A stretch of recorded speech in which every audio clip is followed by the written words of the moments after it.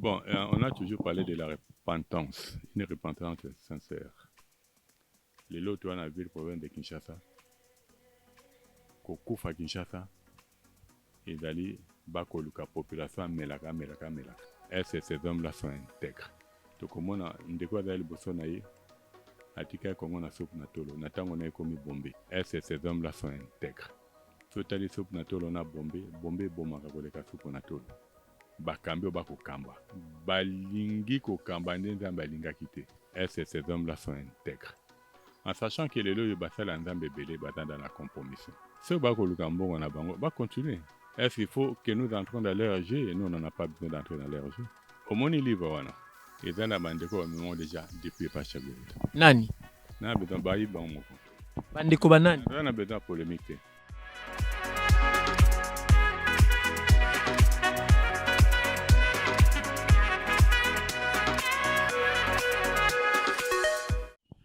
Fidèles téléspectateurs, fidèles internautes, mes fidèles abonnés, je vous salue de partout où vous vous retrouvez. Que la grâce du Seigneur soit avec vous. C'est un étonnement makasi d'ailleurs na expect liboso na bino pona ko remercier bino vraiment makasi mingi pona ba abonnement na bino pona ba message bozo tindela ngai ba commentaire bozo tshana ba émission. Nyonso tuna senga ki bino bo sala na monique boandi ko sala yango donc on veut dire lien famille ezongi entre ngai na bino. To bunda elongo ezali moko ya ba chaîne oyo bino nde botinda ngai na fongola yango parce que na banda je vagabondé na ba chaîne mo ebele mais tant boyebisi nga ne sala chaîne pesa ngo kombo to bundelongo on est ensemble nous allons lutter jusqu'à ce que le pays sera debout. Merci na bino maintenant bo s'abonner te na eko senga bino lisusu bo s'abonner massivement na chaîne na biso pe chaîne na bino to bunda elongo eza moko ya ba chaîne oyo nous faisons que la promotion de l'élévation ou la promotion de la stabilité, la promotion, la propagande de la République démocratique du Congo avec toutes ses ressources, avec tous ses biens, avec tout ce qui est dans Katamboka, Nabiso. Le relèvement de la République démocratique du Congo. En quoi nécessite? Est-ce qu'il faut associer encore le pasteur? Est-ce qu'il faut faire la ronde de la République démocratique du Congo pour aller faire de prières? Est-ce qu'il faut remaniement? Est-ce qu'il faut un autre président? Est-ce que ce sont des questions qu'on va poser aujourd'hui? Ce sont des questions qu'on a prévues aujourd'hui avec mon invité permanent, mon invité de chaque jour, mon invité que vous avez choisi de me le donner. Nayambaka Nangaye. Soki actualité mokoto besoin moko ezali. Il s'appelle Cheveux Blancs, mais c'est Jean Mangali Bimosengo. Lui, c'est mon invité de chaque jour. C'est avec lui que nous allons partager ces micros. Monsieur Jean Mangali Bi, bonjour. Bonjour, Lelo lati chemise ya forme ya zèbre comme le couleur richesse ya mboka na biso. Congo ya mboka lengiti.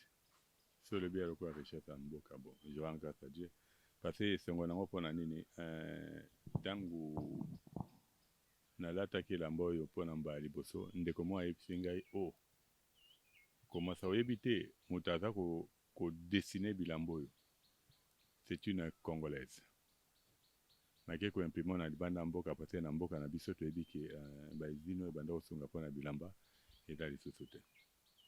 Pour moi tant yoka quand c'était une fierté de voir que Dieu qui renouvelle, l'éternel Dieu qui renouvelle la connaissance, l'intelligence, continue à utiliser les Congolais. Parce que, étant donné Congo Zamboka, il y a Laka, selon Esaïe 18, et que Nzambako sa la mboka il lakate, acha na kata mboka na bato yo, oyo bazanga, Dieu, il est Dieu, il est le maître des temps des circonstances. Mingi koleka. Il y en a plein de Nzambe. Mingi koleka, il y en a plein de Nzambe. Papa Mosengo, Jean Mangali Bi, to kota déjà na vif d'ici j'ai na biso parce que au PC biso de fongo biso déjà porte par rapport à Mituna Toyaki Nango, République démocratique du Congo. Après tous ces vents autour de ça. Après tout ce qui vient de se passer, après tout ce qui se passe actuellement, qu'est-ce qu'il faut à la République démocratique du Congo pour Ezonga Narai? Bon, on a toujours parlé de la repentance, une repentance sincère. Je crois que nous avons mis ça dans le Bakayango. le président a la grâce, l'actuel président, d'avoir le mot qu'il faut. Mais, singane na kingo nini? Pona ko matérialiser yango, azana libanda. Omoni, tangu entre guillemets, ba dedia kimboka, na Nzambe, atanga ke parole ya passage ya Déconique 7.14. C'est de l'okamutuya. Maintenant, pour matérialiser, on te monnaie 2 ans après, ils avaient promis que chaque année, j'ai commandé salam. Anna le bossé salam, il y a mis balé sali timide. 3e année, et le but pour la l'église salam, il faut qu'il y ait une autorisation au gouvernement, mais barre il fallait salam. C'est là où il doit arriver à comprendre. Il est là, c'est une grâce. On a toujours dit, Adon de l'Anjambe. Bon, des fois dans le lobby, et cause à la. Quand j'essaie de lire un peu, je vois le passé, Nathalie Soa et Pharaon. Et quand je vois aujourd'hui la manière dont les pays ont marché, je me dis, est-ce que Nzambaluka Bete Makasite? Il est chrétien. Il est chrétien. Vous serez d'accord avec moi qu'il est chrétien à Katia Centre Philadelphie? Il y a les loyaux cause à la chrétien et la vie il faut mener. Les loyaux sont na tangi na ou bien bande ko bakolanda, so batangi na proverbe 31. Bakomona mokambi walingi mboka tambola. Comment il doit se comporter, par rapport à la population. Les lots dans la ville province de Kinshasa, Kokufa Kinshasa, et d'aller bakoluka population melaka. To komona ndeko za liboso na ye atika kongo na soupe na tolo na tango na ekomi bombe. So tali soupe na tolo na bombe bomaka koleka soupe na tolo. Et là, de dit coup de kolanda, il y a encore une autre drogue. O ebimi encore na bosa na encore kombo nango. Wane zali batu baoke na cimetière. Bazi mikwa ya batu. Mutu akufa apola bazi mikwa na ye. Na bat nango mena ba commence à na drogue eleki makasi koleka bombe. Ça montre qu'il y a un problème. Lelo yeso totangi encore tozengi encore na makomi ya Nzambe. Totangi na mukanda ya Deutéronome 28. Quand on parle de la bénédiction et de la malédiction, nous allons voir à la lumière ya mboka ndenge ezali. Le pays, c'est un pays béni. Mais ce biso bato, tozana libanda, to continue na kati ya bénédiction na te. Voilà. Pourquoi biso bato tozana libanda, biso tozana libanda, to continue na kati ya bénédiction na te? Qu'est-ce qu'il faut? Est-ce que le chef de l'État doit encore associer les hommes de Dieu? Le chef de l'État doit donner l'argent aux hommes de Dieu de circuler le pays pour la délivrance à Congo, pour la repentance à Congo. Soit le chef de l'État doit lui-même s'impliquer ou lui-même être au devant pour ce que vous venez de dire tout à l'heure, repentance et République démocratique du Congo. Bon, ndenge déjà bateau bimi ya ibongo. Lelo ekomi maintenant moto na moto. Ami Bongita. Pomoni. Ce que Dieu va faire cette année, nous ne savons pas. Bon, il y a d'autres prophètes à qui Dieu a déjà parlé sur ce qu'il va faire cette année. Moi, personnellement, n'a évité. Mais comment on a dit makambo kokende cette année et kobangisa mingi. Pomoni. Ye kobangisa mingi na ndenge ya mingi. Tokomona ki solution na mboka na biso. Parce que le Congo est vraiment un pays solution. Mais tout le monde a kende ba memi biso. Te na moya lelo. Parce que na oka même le na victoire na oka ngabal pona ba kashne. Entre temps ba mboko yango e bandaki. Je prends le cas de Grande-Bretagne. Mutakomi liberté watambo ne comme élevé. Na mona Danemark e peza Kolanda ndenge na moni na mikole kuya. Et biso lelo yo bako tchapso toujours na système mona. Tu vois. Tout ça sont des problèmes oyo. Bakambi bako kamba. Balingi ko kamba nzambe alingaki te. Mangalibi na benda mo micro muke motuna nanga jusque là non répondre te. Motuna nanga ezali ya koyeba pona République démocratique du Congo et bima na zone rouge au tozanango. est-ce que le chef de l'État n'attend au etikali ya moke? Il faut aluka basali ya nzambe lisusu, il faut abimisa mosolo, apesa basali ya nzambe ndenge bakomi kosengaka batambola na mboka mpona bakende koluka repentance ya mboka to ye moko il faut azwa décision ya kobuka babolongo na se koluka repentance mpona mboka na ye. Bon, maintenant ekomi eloko ya moto na moto eza na eloko ya moto maintenant parce que ye lelo yo esalami ndeya mbala mibale pour dire que lelo ye kosalama en sachant que lelo yo basala ya nzambe ebele baza dans la compromission.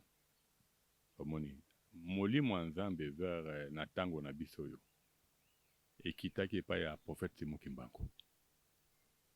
C'est un prophète. Je ne parle pas de l'église. Je parle de l'homme Simon Kimbangu qui a servi Jésus-Christ comme son Seigneur et son Sauveur.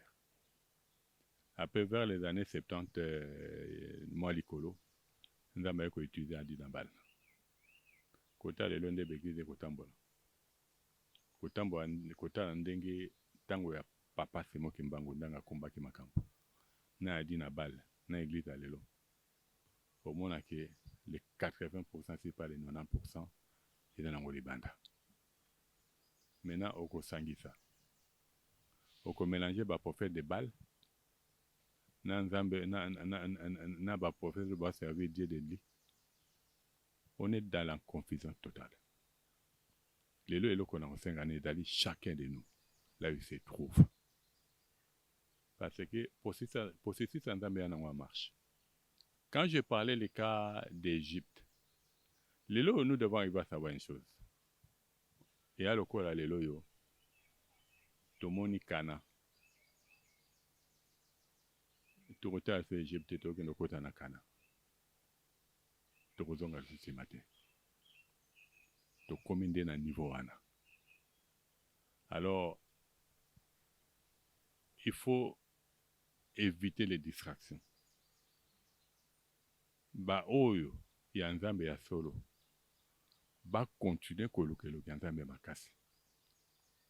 Comme Mukanda Nzambe, cherchez d'abord Dieu et sa justice. Et tout le reste vous sera donné par dessus. Et l'obéissance vaut mieux que les sacrifices. L'évangile est l'évangile à sacrifice.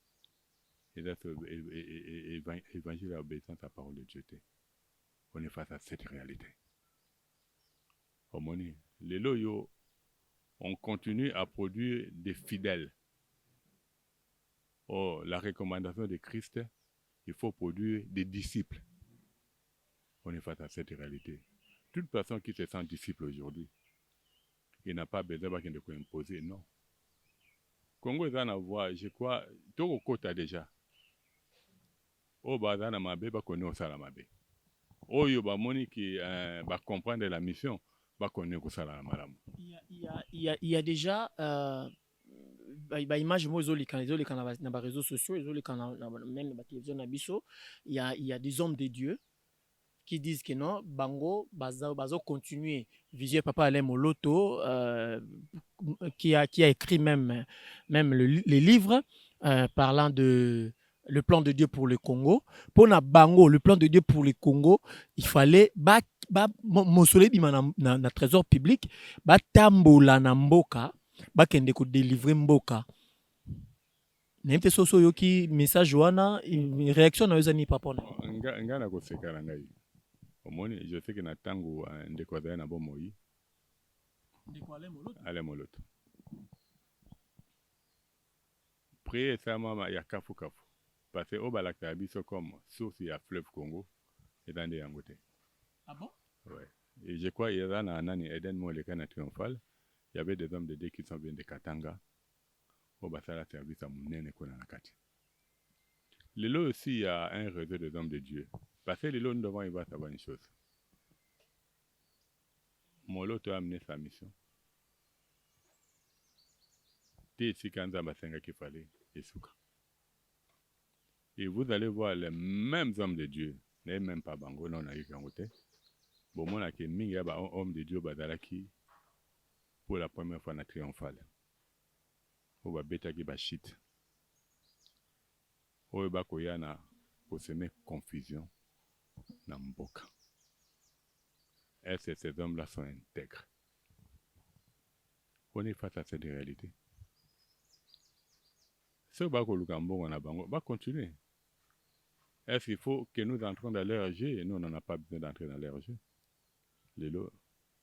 Nous restons en position à l'absence. Il y a une ligne que nous devons suivre. Ceux qui battent les loyaux, ça la pour na combo ya moto. Mais biso tout ça la pour na combo ya Jésus-Christ qui doit régner dans notre pays. Selon Ésaïe 18, ce qui va se réaliser dans le jour à venir. On n'a pas besoin de faire tout ce qu'il cherche à faire. Motuna moko ye ya kotuna yo mituli etikali biso misato to mine pona kosilisa motuna moko ye ya kotuna yo lelo ndekwale moloto azate atikela biso richesse pour la République démocratique du Congo oyo bato politique na palu balobaka to batikela biso livre d'or biso ki livre bleu na côté biso balobaka biso ndet ozana nini ndekwale moloto atikela biso livre oyo eza pona délivrance ya République démocratique du Congo.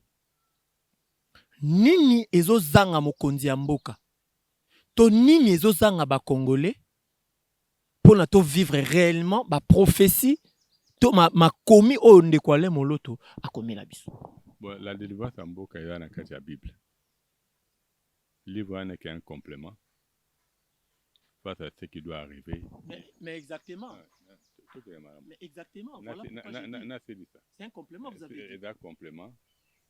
Et ce livre-là ne remplace pas la Bible. Exactement, ne remplace pas la Bible. Laisse-moi voler. Les loyaux, au moins, livre, voilà. Et dans la bande, on déjà depuis pas chef de l'État. Nani? On a besoin de bailler, Bandeko banani? On a besoin de polémique. Pasteur, pasteur. On a besoin de connaître tout ça correct.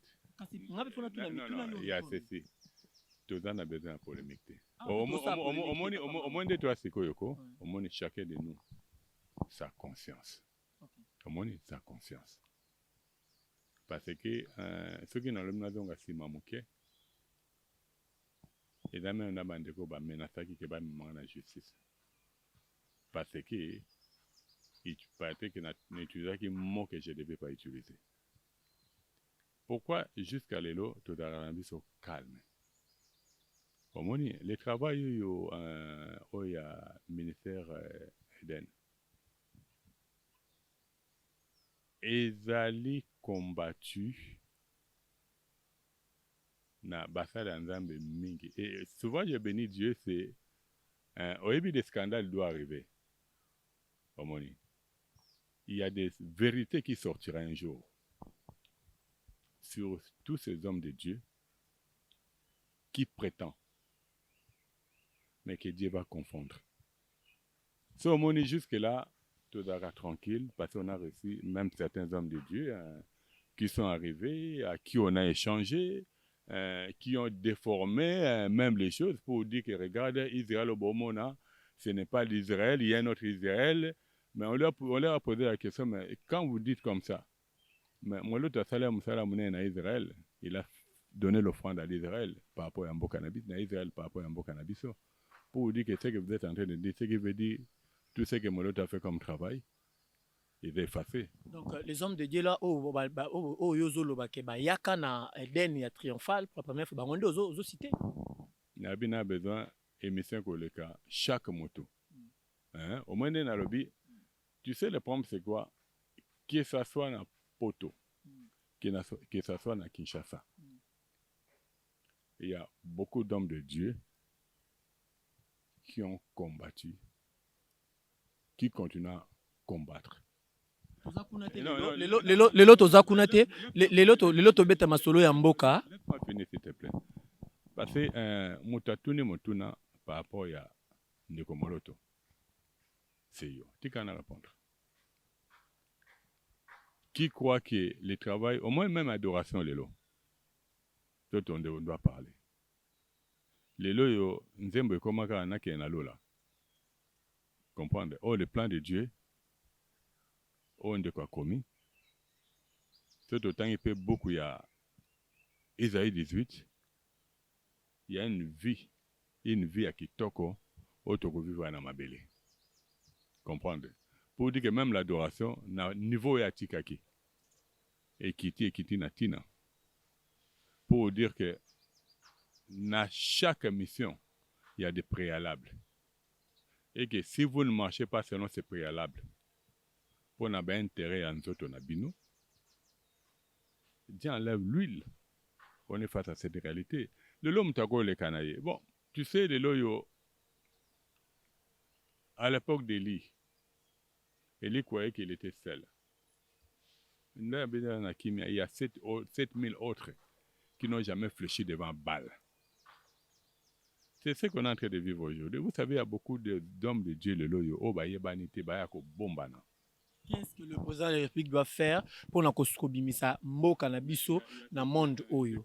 Il faut permettre à toutes nos questions. Est-ce que vous permettez à nos questions? Est-ce que chef de l'État, il faut recourir na livre wana le plan de Dieu pour le Congo oyo moto apesa ye yo yebi moboyi koloba na biso? Les co-réalisateurs reprennent à biso, au bac c'est biso moi 5 minutes, moi 5-10 minutes, on t'a mon avis qui est comme penza na suka, mais bac c'est moi 5-10 minutes tout nata motuna mi ballet biso. Papa manga, naza ko insister na motuna oyo. Mokonzi ya mboka esengeli asala nini pona mboka oyo ebima na olobi awa ke tango wana seleki. Tango mokonzi ya mboka asala quelque chose seleki. Tango wana seleki. Ah bon? Maintenant laissons Dieu faire. Tu comprends? Si nous avons dans la compassion, on dit gloire à Dieu. Mais tant qu'on est seleki, si nous avons besoin de bambo, c'est le problème. En sachant que les loyaux, et l'eau qu'on sur tout ça, nous paierons un jour. Et l'eau qui met dans des yangoana. Comme on est tango wana, les loyaux comme ici, mon condambo, quand moi, mes fans d'atala, na tambola qui relation n'angana nzambe zali nini. Parce que les loyaux, nous oublions une chose. Hein? Du fait d'aller à l'église ne veut pas dire que tu es chrétien. Tu vois, c'est une vie. C'est ce qu'on doit arriver à savoir. Mais les loyaux, comme Natango, que ce soit Mokondamboka, que ce soit tout Congolais, et comme Natango, il y a beaucoup d'abord, il faut ça là, examen à relation avec Nzambe. Natango wana, Nzamba ko suscité ba o ya yé. Tango ngozaka. Ça, c'est Dieu seul qui sait. Moi, je ne peux pas dire. Nabi na tango wana. Mais dès lors que tu sais, au Monica, là, dans mission, des fois, on ne comprenait pas certaines choses. Mais aujourd'hui, on a compris pourquoi Nzamba comme Mabiso na ndenge wana. Exemple à Mouké, président qui est le Congo pays solution pour la planète. Na suka mbula il faut abaler sa batumbisi. Lac Tanganyika a plus de 450 000 tonnes de poissons l'an. Baki boka 6 millions de dollars na Namibie qui n'ont jamais pêché. Mbisi ba pesi batu selon les informations qu'on a eu à voir, basomba ki kosomba. Tu as la richesse à 0 mètre et tu as la solution à 0 mètre. Tu vas au-delà de 1000 km pour trouver la richesse. La solution. Donc, le chef de l'État est perdu dans la nature. Tu sais, les lois comme Natango yé, à la relation naïe, Nzambi. Nzambo ya solo. Pour nous avons insisté relation ya chef de l'État Nzambi. Pour nous avons insisté sur ça. Na lobby tout congolais. Tu m'as posé la question par rapport au chef. J'ai dit yé, à la relation de Nzambi. Comme toi c'est pareil, comme moi c'est pareil. Moi je suis pas là pour juger quelqu'un. Tout comme Natango, chacun de nous. Il faut être là. Nako tambola ndenge nini. Est-ce que tamboli na ngai na Nzambe? Nazali agréable. Si on est agréable, c'est quand Dieu va punir. Comme on dit, une personne qui croit, il est sauvé avec sa famille. Tu comprends? Mais le salut est individuel. Parce que le loi, il n'est pas dit que le corps angana lobio nako luke longyanda mena ibinzambe que famille n'a pas non famille n'a ko bika soki bayoki sango malamu ba mettre en pratique. Mais ce qui bayoki ba tia en pratique c'est na tango wana chaque moto a kokende na jugement il sera seul. De combien de niveau wana? Parce que le on peut beau dire on peut je prends le cas kende siko na triomphal et c'est quand on va ça les den. Et comme na niveau allez voir. Tant babanda qui n'a niété, on a dit, et si on est dans sacré. Lelo ba kotonga soki bureau msubaru ka kotonga. Na suka kuna ministère ibani nani ministère ibani ba ville à Kinshasa. Elle fait ville à Kinshasa la manière dont c'est géré. Il y a un ministère de l'urbanisme. Tu vois, toute nation doit avoir une histoire. Parce que quand on n'a pas d'histoire, il n'y a pas d'âme. Lelo na leki na cimetière. Il y a Kassavoub. Dans le but pouvoir et comme Nasuka. Un endroit où on a enterré nos parents et arrière-parents au Babunda les 2 guerres mondiales. Allez voir aujourd'hui ce qu'ils sont en train de faire là. Et là, on va bien regarder des signes qui ne trompent pas. Il y a les Ezali, dans le lobby chef. Quand on a mon chambre, sans homme de Dieu. Ata la relation est ensemble. Yonde moko nganga ndenge moko. Tokomi na suka monsieur Mangalibi, tokomi penza na suka, nzamba pambola bino ndenge bolandaki émission oyo mobimba, soki sepelisi yo partager, motuna na suka ezali. Soki mosolo ebimi ya mboka, yo pe otambola na ba province pona koluka repentance ya mboka, okokende to kokende te. Nazana ba makambo wana te. Okokende to kokende te. To na bi nazali te réponse na ngela claire. Okokende te. Na lobiki nazana kati ya makambo wana te. Ba pasteur oyo bazosala na kotika la pe kozana kati ya makambo. Ba pasteur oyo bazosala yango baza ya nzambe to ya nzambe. Conscience na bango. Papa Manga, tokomi na suka. Ndeko na ngai conscience na bango na lobi na tango akala. Il y avait ce qui servait balle. Comprendre. Oh ba lobi to dédié to sepeli tout. Dans ma confondre les bancs. Et ceux qui ont le même lot, tous en a kimia. Bah, qui ne pas ça, ce qu'ils vont faire. Mais l'île en Zambie est droit. Le plan de Dieu pour le Congo, ezamoko ya ouvrage oyo esengeli même au Konzamboka, ce qui est émission oyo par la grâce du Seigneur et comme lieu na téléphone. Le plan de Dieu pour le Congo, il faut kotanga yango. Le loyo kotanga beaucoup. Pour comprendre yango. Il faut que le Saint-Esprit a dans la carte pour comprendre ce qui est dedans. Les lois, beaucoup lisent la Bible. Ils sont dehors. Comprendre. Mingi batanga qui beaucoup ya Katali. Mais il faut tendre qui est tamboli. Quand il n'y a pas le Saint-Esprit, au kotanga na yo, il est dans le zéro. Chef de l'État, chercher le Saint-Esprit. Bah, lecteur Nyon surtout il livre les plans de Dieu pour les plans de Dieu pour le Congo. Cherchez d'abord le Saint-Esprit avant de lire la Bible. C'est le langage que tu voulais dire. Doit se laisser conduire par le Saint-Esprit. C'est le langage que tu voulais dire, papa. Doit se laisser conduire par le Saint-Esprit. Face à cela, il doit être en ordre avec Dieu.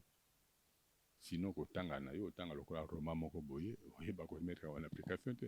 Vraiment, surtout Tolandi makambo tout ces émissions te vraiment important c'est ali tout le plan de Dieu pour le Congo. Ils ont vraiment avec importance moko capital. Et puis merci na ndenge bozo soutenir biso toujours na ba message na bino, na ba appel na bino, na ba demande na bino.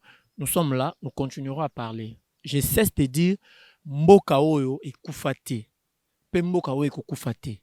Biso tokoleka mboki kotikala. Totika mboka ya kotelema. Ndenge moko bango babomi mboka baleki. Biso to kuti mboka ya kokufa te. Tokotika yango pe ya kokufa te. Mboka yozala ya kotelema. Bilenge o bakoya sima na biso, ils vont vivre le meilleur de la lutte que nous sommes en train de faire aujourd'hui. Vraiment merci Papa Manga pour na amour na yo za nango pour na ba Congolais et puis pour na bolingo na yo oti ko témoigner pour na ngai. Moi de vous remercier dans ma pambola bino bokende liboso, rester dans constant parce que mboko eza mboka elengi ya mboka elaka.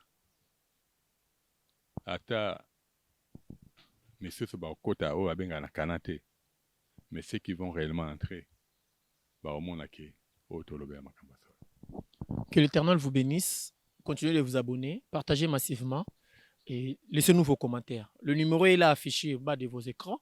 N'hésitez pas de nous appeler, de nous proposer il y a corriger Bisso s'il y a des corrections à faire, s'il y a des suggestions proposées, des suggestions, nous sommes là et nous sommes très flexibles.